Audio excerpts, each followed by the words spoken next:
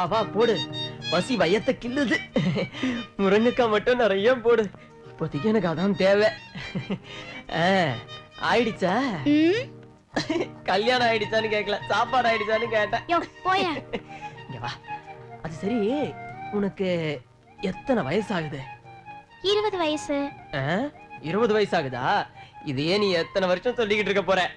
போயா, சீக்கிரமா சாப்பிட்டு தொலை. இதெல்லாம் கழுவி வச்சுட்டு நான் போய் படுத்து தூங்கணும். கரெக்ட், 2 பேரும் சேர்ந்து தூங்குற டைம் ஆச்சுல்ல? போயா. சுமித்ரா அக்கா கிட்ட 50 ரூபாய் கேட்டிருந்தீல, இந்தா. என்ன குறையுது?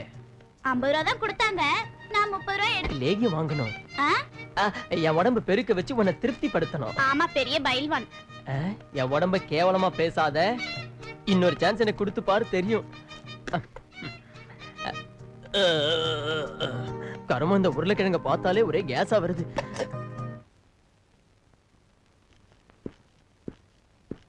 வின்சென்டா, வா உட்காரு. ஷார்ப் 5, நான் கரெக்டா வந்துட்டேன். ஐயோ, நீ வருவேன்னு சொன்னதே நான் சுரேஷ் கிட்ட சொல்லவே மறந்துட்டேனே. அவன் ஃபுட்பால் மேட்ச் பார்க்க போயிருக்கான். ஓ மை காட், அப்ப வர லேட் ஆகும். இல்ல, அவன் இப்ப வந்துருவான். 3-4 நாளா வீட்டு ரூம்குள்ளே அடைஞ்சு கிடந்தா போர் அடிக்கும் இல்லையா? அதான் போயிட்டு வான்னு சொன்னேன். நான் கூட ஒரு டூர் போயிருந்தேன், திருநெல்வேலி மாமா வீட்டுக்கு. அங்க துரத்தி விட்டாங்க, இங்க வந்துட்டேன்.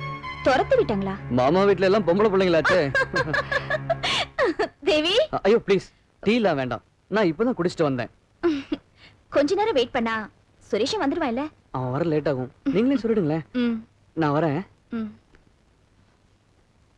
ஐயோ, அந்த 4 விஷயத்த மறந்தே போயிட்டேன், நாளைக்கு கொண்டு வரேன். சரி, வரேன்.